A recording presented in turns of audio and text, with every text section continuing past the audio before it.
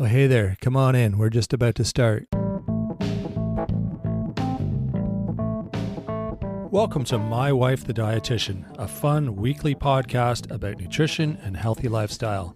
I'm Rob, and together with my wife, Sandra, we invite you to join us on this informative and entertaining journey through the complex world of healthy eating. Join us each week as we strive to help you with transforming your overall health and relationship with food through up-to-date, evidence-based nutrition information.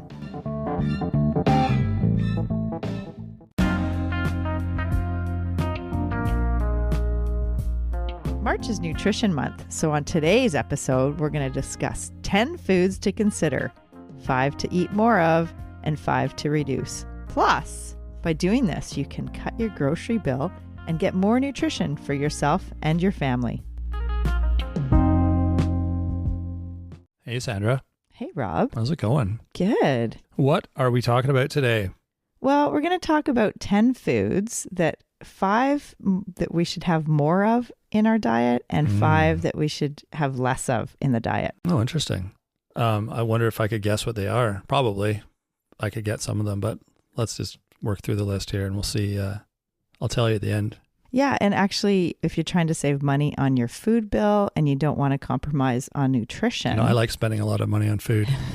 Yeah. Well, with teenagers, we do. Sometimes I give them extra. You're funny. Yeah. Here, I don't feel like I spent enough. Here, take an extra 20.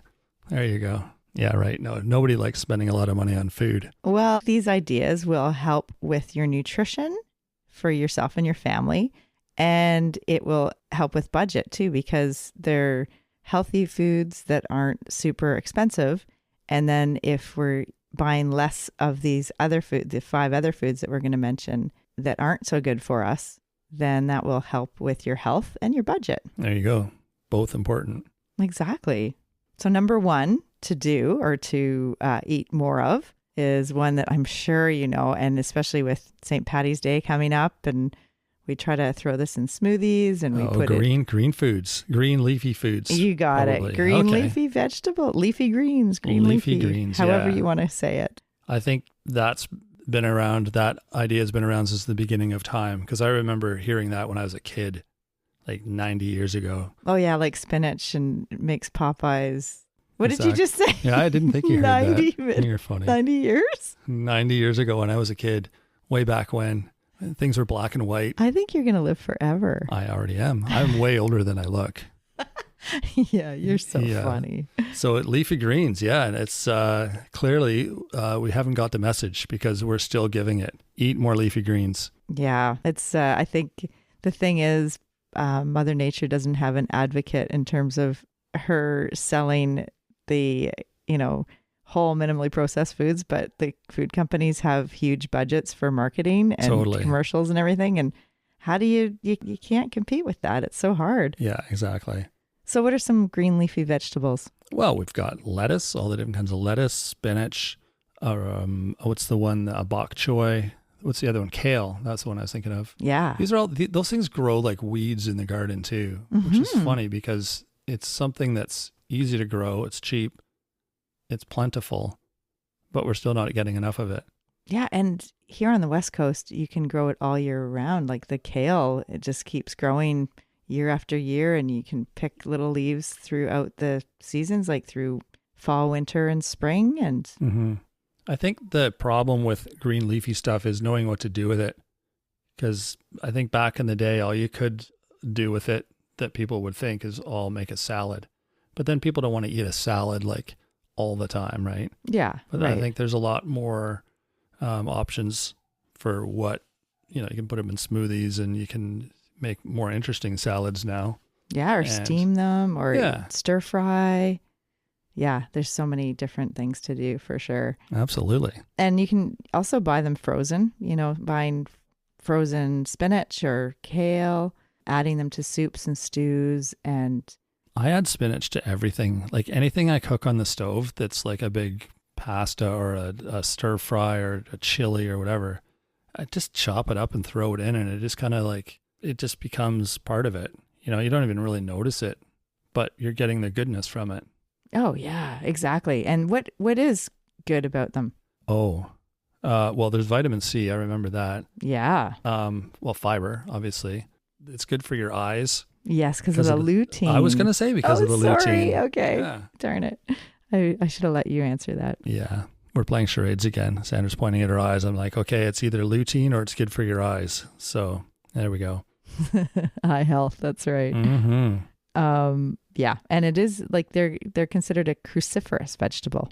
Which ones are? All of them? Brussels sprouts and Some of them. Some of them. Yeah. And the cruciferous are really good for you. Really good for cancer prevention and good for heart health, for your circulatory system, reducing cardiovascular disease. Nitric oxide. You got it. There. Yeah, exactly. Yeah. So really good. Yeah, there's so many good benefits. And folate. Oh, right. Really important for preventing neural tube defects in pregnancy and good for, those B vitamins that we need to help keep our nervous system working well and preventing anemia. Oh, good things to know. Yeah. So, and they're also high in fiber and they're low in calories and great for digestive health and weight management. Yeah, I guess it would be. And there's water in them too, I suppose, which is a perk. But yeah. So the second one to include more of are something that... Beans. Oh, that's down. No, okay. It's on the list. It's on the berries. Berries. Okay. Yeah, this is kind of we've mentioned that before with the Mediterranean diet or the Mind diet, eating lots of berries because they're colorful and they have phytochemicals in them. And yeah, the polyphenols because of the ones that stain your fingers and stain the cutting board that are staining actually have more polyphenols and more antioxidants, and they're so good for us. So those are the ones that, try to eat more of the blueberries, the raspberries, the blackberries, the dark cherries, all of those, like frozen into smoothies or with yogurt or fresh from the garden or from the back alleys, even fresh from your neighbor's garden. Yeah, in late summer. It depends on, I guess, the huckleberries are in late spring. I guess it depends where you live too. Yeah. Yep. Yeah. Exactly. Yeah, I get those berries. They're underrated. Definitely. So good for us. And at least twice a week, but daily is even better if you can.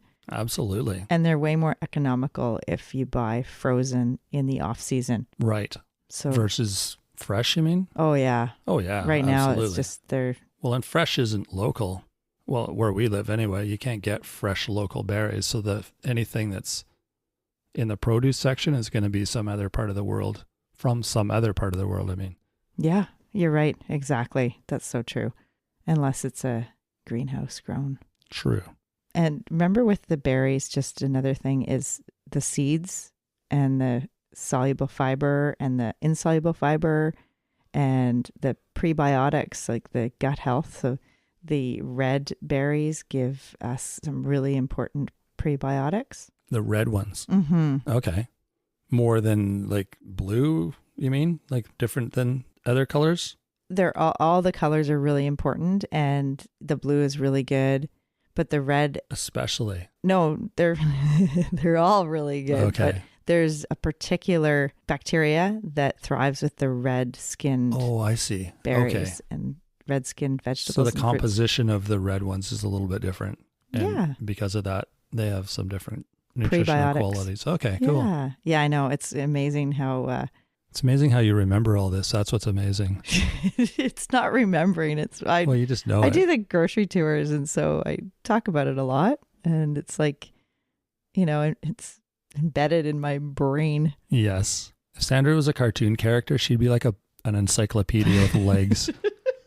She's just So this funny. wealth of knowledge. It amazes me. Things that, especially with this podcast, some of the things that she just goes on about, it's like this intellectual rant about this stuff, and I'm just sitting here in awe going, holy cow, this girl knows a lot. It's amazing. Oh, I'm glad you appreciate me. Oh, absolutely. It's fun to listen to. I'm very curious. I read everything I can get my hands on. You sure do. I like looking at studies and research. And well, thank you for sharing your knowledge with us. We sure appreciate it. Thank you, Rob. All right. What's the next one? Nuts and seeds. We've talked about that a lot. We had a whole episode on seeds, the poor cousin of nuts, but it's those healthy fats and the fiber and good for heart health, reducing cholesterol levels.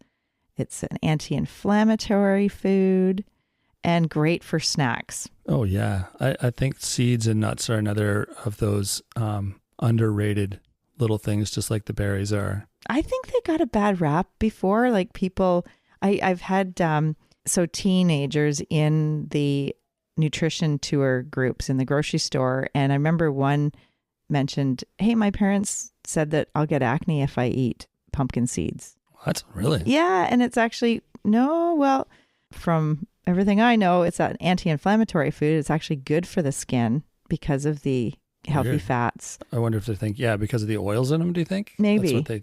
I don't know why they say Weird. that, or if it was even Probably correct. Probably because the parents really like pumpkin seeds and they don't want their kids to eat them all. Possibly. That's likely. We should tell our kids that chocolate is bad for them, and maybe they'd save some. But I think, in the past, I mean, nuts and seeds, it's like, oh, too high in calories, too high in fat. But, what's the alternative? The fat-free chips that have this artificial fats that you don't digest and give you diarrhea. Not a good idea. Yeah, totally. Not exactly a better choice. Actually, that's one on the limit. Yeah, pumpkin seeds are a really good one too. Yeah, they're high in protein. Yeah, for seeds, they're up there. Oh, really good. Yeah. Did you buy some today, by the way? Yes, I did. Oh, good, because we're out. You texted me when I was there. It's good timing because I was in the lineup in the pumpkin seed aisle. No, I was in the lineup to leave to go through the till. Well, thanks for gathering them. Yeah, you're welcome. The next one are beans and legumes. Of course, we all know that one. Yeah, Sandra's most touted. Beans are good for your heart. The more you eat, the more you live long and prosper. There you go. That's right, because they are one for longevity. So many benefits to eating beans and legumes. Yeah. And definitely plan some plant-based meals every week if you can. If, it used to be meatless Mondays, but maybe more than once a week. Maybe have 3 or 4 meatless meals in your week. What we'll share on YouTube one day is the chili that we make. And it's like, I call it a 5-minute chili because it's just a bunch of stuff that you open and put in, and it's got a soy protein, like a... Veggie ground round. Yeah, that's the meat. That's why it's so fast. So you put in that, you put in a can of stewed tomatoes, a can of beans, some veggies. It can even be from a bag of frozen veggies to make it super fast. You add your spices. Canned tomatoes. Yeah, canned tomatoes, and put the lid on it, and it's ready in 5 minutes. Oh, it's so good. Well, in the crock pot. I guess. If I was invited to a potluck dinner, that's what I would bring. There we go. Right? Yeah, that's what my answer would be. But it's delicious, and it's got all those good things. So if you're looking for a meatless, delicious thing that your kids will even eat and come back for more, that's it.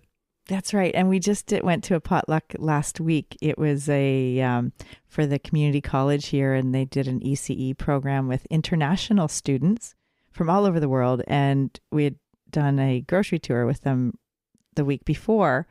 So I knew some people were vegetarian, and so we brought that vegetarian chili, and it was just with all the different food, it was so good, and the vegetarian chili was a great addition. Yeah, and so hearty, and anything that you can make in a short amount of time is always a bonus. Especially if it's tasty. Yeah, absolutely. Yeah, so that's a good episode to go back to, the beans one. Yeah, exactly. Look at the ways. We got a few more ideas in that episode of what you can do with the beans, but yeah, chili's a classic. So yeah, beans, lentils, legumes, dried peas, pulses. Apparently, edamame. In some parts of the world, they don't put beans in their chili. Right, we saw that on a show. That's right. But I like them in there. It just makes sense. So everybody was like, people from Texas were saying, nope, chili's not really chili if it's got beans in it.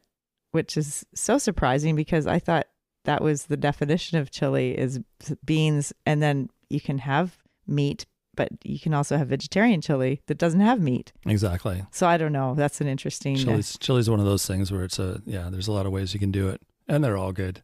Yeah. Oh, yeah. All right. What's next? The last one are whole grains. The last one. We're on number 4, aren't we? No. Green leafy vegetables, berries, nuts and seed Oh, you're right. legumes, like beans and legumes. And then the Okay. last one to include more of are the whole grains. Right. And that is a whole bunch of different stuff from bread to pasta and rice and even crackers and Barley, couscous, quinoa. Yeah. no, I And just mean where you find like the types of food that are made with whole grains. Yeah. And then the whole grains themselves. Yeah. yeah, exactly. And then, you can add them to your soups, your stews, your salads even. And also at snack time, whole grain rye crisps or whole grain bread that's like sprouted whole grain breads, all different types of whole grains. And then the whole grains give you that fiber. Yeah. Fiber's a big one that we want. Yeah. And it helps feed your good gut bacteria. So it has the prebiotics and it helps you feel full and satiated and helps with blood sugar control if it's a whole grain and not a refined grain. Right. Yeah. Pretty important stuff. Yeah. So lots of good vitamins and minerals too. For sure. So now we got to talk about the stuff you should eat less of. Yeah. Is that what we're saying? Yeah. Limit or eat less of.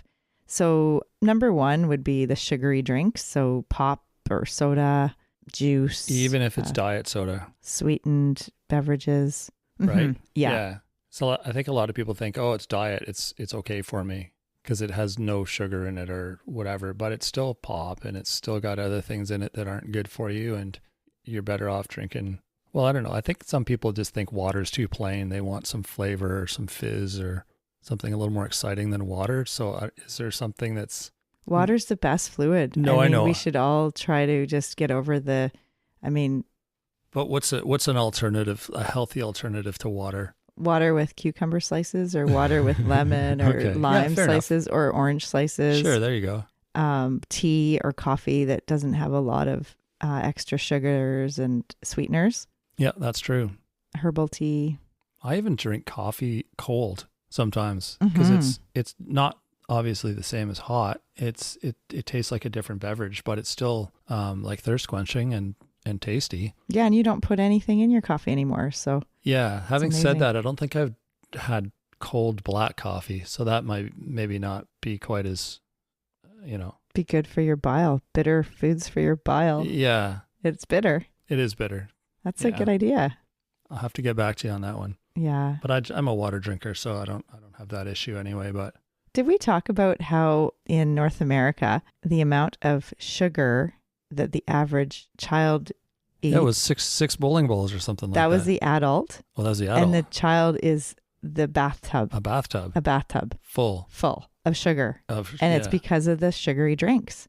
So when you said, well, what's an alternative to water? Water.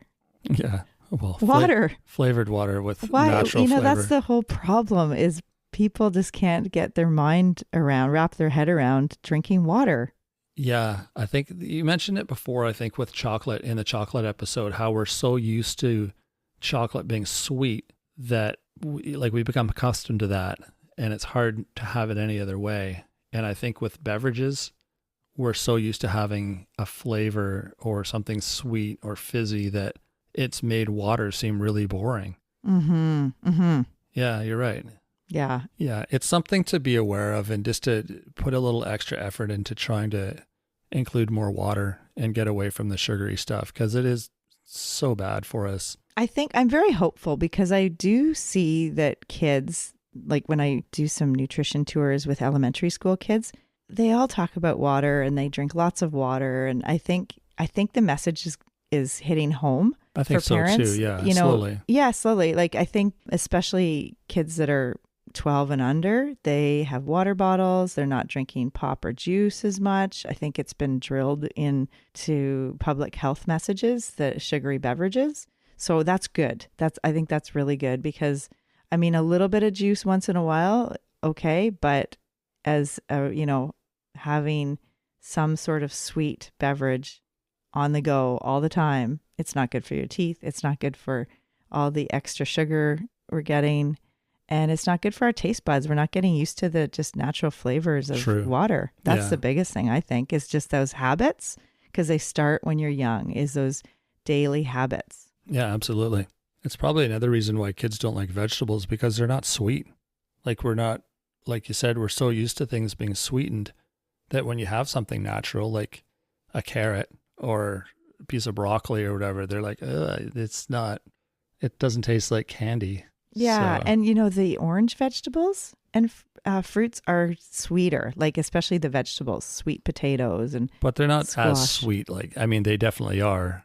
And they don't have quite as like the bitter elements that the green do, like the green vegetables. So that's Right. one way to do it, is get more of those orange vegetables in. But you're right. It's definitely, I think it's an acquired taste as kids grow up. If they're exposed to green leafy vegetables and broccoli and those green vegetables, over and over and over, they will eventually realize this is what my family eats. This is what we eat. And I like it. And kids do say, oh, I love broccoli. I love those little trees. And I love cauliflower. And That's funny. so, I mean, I think it's reintroducing it, over 16 times, because that's how many times it takes. That's the magic number.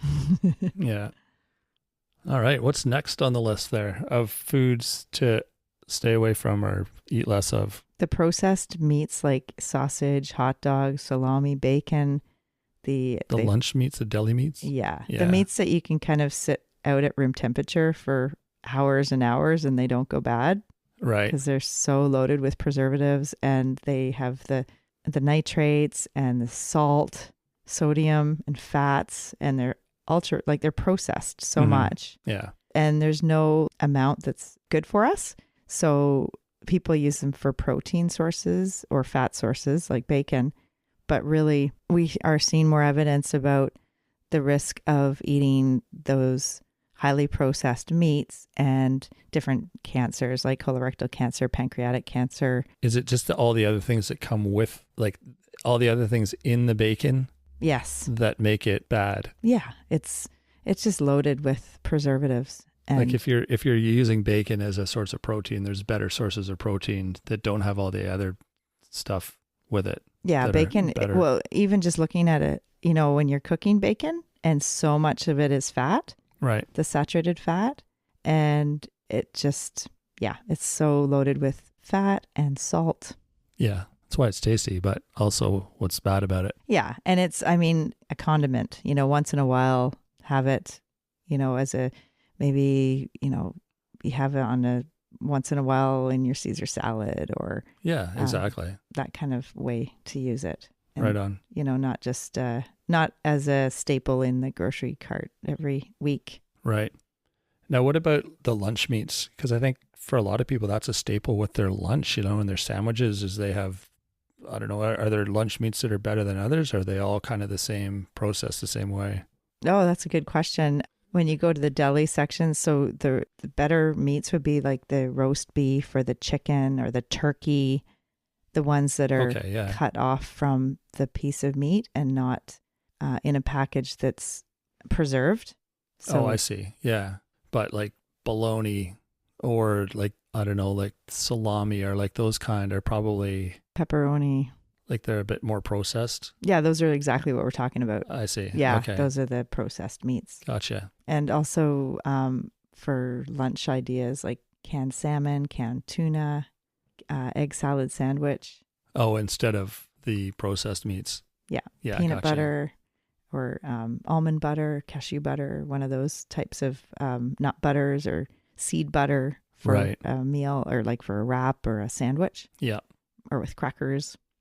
All right. Are we on to number 3 now? Yeah. So the ultra processed foods, so the foods that are kind of like factory made foods that are very high in simple sugars and high in calories, fats and salts. Right. We talk about those a lot. And I think there's a couple episodes on ways to reduce your intake of ultra processed foods. Yeah, we did a whole episode on it. It's around like 24 or 25 or something like that episode. And it's all about like a whole episode on ultra processed foods, what they are, what to eat instead, and that kind of thing. Because it's a huge list. There's a lot.